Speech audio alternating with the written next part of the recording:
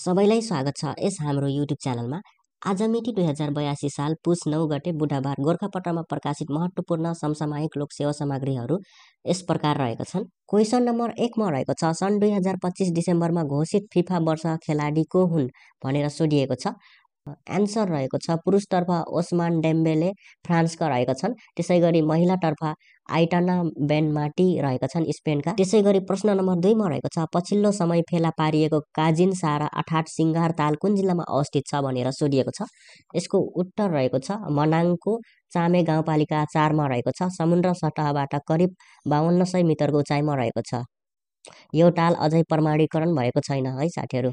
त्यसैगरी प्रश्न नम्बर 3 मा रहेको छ विश्व भोकमरी सूचाङ्क ग्लोबल हङ्गर इन्डेक्स GHI 2025 मा नेपाल कतिऔं स्थानमा रहेको छ। यसको उत्तर रहेको छ 72औं स्थानमा रहेको छ। नेपाल सन् 2024 मा 123 राष्ट्रमध्ये 68औं स्थानमा रहेको थियो भने यसपालि 4 स्थान खस्किएर 72औं स्थानमा झरेको छ। त्यसैगरी अर्को प्रश्न रहेको छ प्रश्न नम्बर 4 मा रहेको छ फिफा अरब कप 2025 को उपाधि विजेता टोली कुन हो। मोरक्को रहेको छ। उपविजेता चाहिँ जोर्डन रहेको छ। सञ्चालन मिति यहाँ देख्न सक्नुहुन्छ, पढ्नुहोला। त्यसैगरी प्रश्न नम्बर 5 मा रहेको छ हाल विश्वकै सर्वाधिक धनी व्यक्तिको रूपमा इतिहास रच्न सफल धनाढ्य को हुन् भनिएको छ। यसको उत्तर रहेको छ एलन मार्क्स रहेको छ। त्यस पछाडि अर्को प्रश्न रहेको छ प्रश्न नम्बर 6 मा रहेको छ चीनले हालै सार्वजनिक गरेको विश्वकै सबैभन्दा सस्तो ह्युमनोइड रोबोट कुन हो भनिएको छ। बुमी रहेको छ। त्यसैगरी अर्को प्रश्न रहेको छ प्रश्न नम्बर 7 मा रहेको छ कृषि गणना 2078 अनुसार सबैभन्दा बढी कृषक परिवार भएको प्रदेश कुन हो भनेर सोधिएको छ। यसको उत्तर रहेको छ कोशी प्रदेश रहेको छ। जिल्ला भने झापा रहेको छ। त्यसैगरी प्रश्न नम्बर 8 मा रहेको छ हालै पृथ्वीबाट पहिलो पटक अवलोकन गरिएको ब्ल्याक होल कुन प्रकारको हो भनेर सोधिएको छ।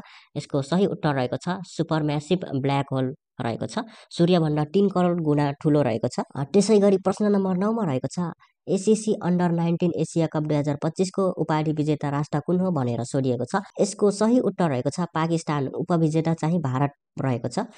प्रश्न नम्बर 10 मा रहेको छ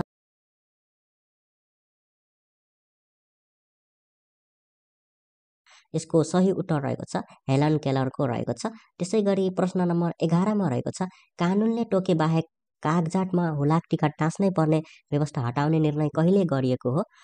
यसको सही उत्तर रहेको छ विक्रम सम्वत 2082 मङ्सिर 29 गते गरेको थियो।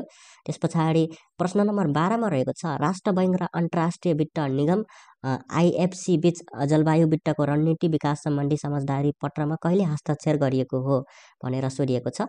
यसको उत्तर रहेको छ विक्रम सम्वत 2082 मङ्सिर 29 गते रहेको छ। त्यसैगरी प्रश्न नम्बर 13 मा रहेको छ 16 वर्ष मुनिका बालबालिकाका निम्ति सामाजिक सञ्जाल प्रयोग गर्न रोक लगाइएको राष्ट्र कुन हो भनेर सोधिएको छ। यसको सही उत्तर रहेको छ अस्ट्रेलिया। 2025 डिसेम्बर 10 देखि लागू गरिएको छ। प्रश्न नम्बर 14 मा रहेको छ विश्व ध्यान दिवस कहिले मनाइन्छ। यसको सही उत्तर रहेको छ डिसेम्बर 21 मा मनाइन्छ। यो गण्डकी प्रदेश 5औं तहमा सोधिसकेको प्रश्न हो। त्यसैगरी अर्को प्रश्न रहेको छ प्रश्न नम्बर 15 मा रहेको छ साफ महिला क्लब फुटबल च्याम्पियनसिप 2025 को विजेता टोली कुन हो भनिएको छ। यसको सही उत्तर रहेको छ इस्ट बङ्गाल क्लब रहेको छ। उपविजेता चाहिँ APF नेपाल भएको थियो। आयोजना चाहिँ काठमाडौँमा भएको थियो। प्रश्न नम्बर 16 मा रहेको छ टेलिफोन कललाई इन्टरनेटको माध्यमबाट देशमा भित्र्याउने प्रविधिलाई के भनिन्छ। यसको उत्तर रहेको छ VoIP। यसको फुल फर्म रहेको छ भोइस ओभर इन्टरनेट प्रोटोकल रहेको छ। त्यसैगरी अन्तिम प्रश्न रहेको छ 17 नम्बरमा विश्व मानव अधिकार दिवस कहिले मनाइन्छ। डिसेम्बर 10 मा मनाइन्छ। संयुक्त राष्ट्र सङ्घीय मानव अधिकार घोषणा पत्र सन् 2048 डिसेम्बर 10 मा जारी भएको दिनको सम्झनामा यो दिवस मनाइन्छ। कस्तो लाग्यो यो समसामयिक प्रश्नहरू। यदि यो भिडियो मन पर्यो भने भिडियोलाई लाइक गरी च्यानललाई सब्स्क्राइब गर्नुहोला र हाम्रो फेसबुक पेज र युट्युब च्यानललाई पनि सब्स्क्राइब गर्नुहोला है साथीहरू। आजलाई यति नै, धन्यवाद।